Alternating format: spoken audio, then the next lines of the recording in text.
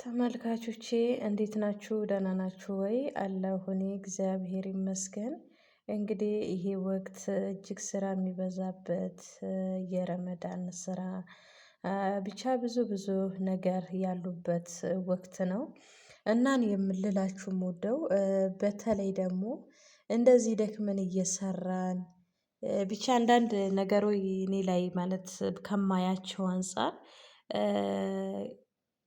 ትምህርት ከሆናችሁ ብዬ ነው። እና ደግሞ አብዛኞቻችን በዚህ መልኩ ደክመን ለፍተን ብቻ ብዙ ነገር ሆነን ነው ይሄን ገንዘብ እንደዚህ ተደግሞ የሚሰራው። እኔ ይሄንን ስራ ሳየው ማለት ነው እኔ ለራሴ አረብ ሀገር ላይ እውነት ስራ ነው እየሰራሁት ያለሁት ልላስ ብሎኛል። እግዚአብሔር በሚያውቀው ክብሩን መድኃኒዓለም ይውሰደው። በጣም የሚዘገንነው አያችሁት አይደል? ይሄ ሁሉ ታጥቦ ተረትቦ ምን ብሎ ነው ድካሙ? ከዛ በኋላ ደሞዝ ስንወስድ ይሄን ደሞዝ ስንቶቻችን አጠራቅመን አገራችን ላይ ነገ ብንሄድ እፎይ የምንልበትን ነገር ይዘናል። ይሄንን እንደዚህ ደክመን የሰራነውን ያያችሁት እንግዲህ ይሄ ጥቂት ነው። እንደዚህ እየሰራን እንደዚህ እየደከምን ስንቶቻችሁ ነገ ኢትዮጵያ ብትሄዱ እኔ ደረቴን ነፍቼ ነው ይሄንን አለኝ ልንል እንችላለን።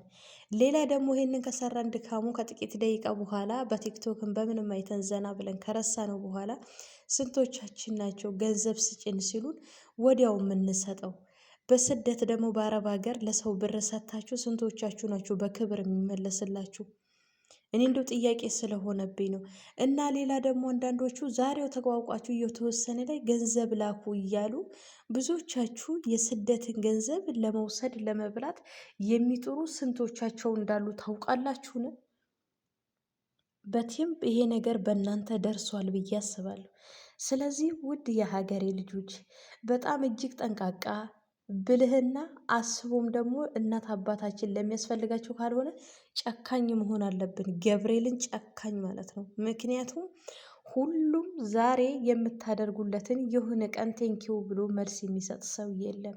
እኔ ብዙ ሰው አይቻለሁ ኢትዮጵያ ሄዶ ዛሬ ላይ የት ናችሁ ብዬ ስላቸው ያለው ነገር ምንም ባዶ ስለሆነ ወደ ዱባይ ሄድኩኝ ተመልሼ ወደዚህ መጣሁ ጓደኛዬ ይሉኛል ማለት ነው። እንዴ የሄዱትም ሰርተው ይሄን ያህል ዓመት ቆይተው ሄዱ ደግሞ ከ8 ዓመት በኋላ ወደዛ የሚመለሱ ከሆነ ህይወት ዘመናችንን ስደት ላይ ነው የሚኖረው ማለት ነው።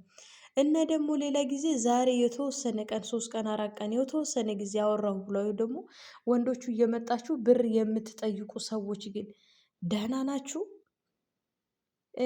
ነው ወይስ እኔ አረብ ሀገር ያለች ሴት እንዴት ነው የምታስቧት? በተለይ ኢትዮጵያ ላይ ያሉ ወንዶች ማለት ነው እንዴት ነው የሚያስቡት?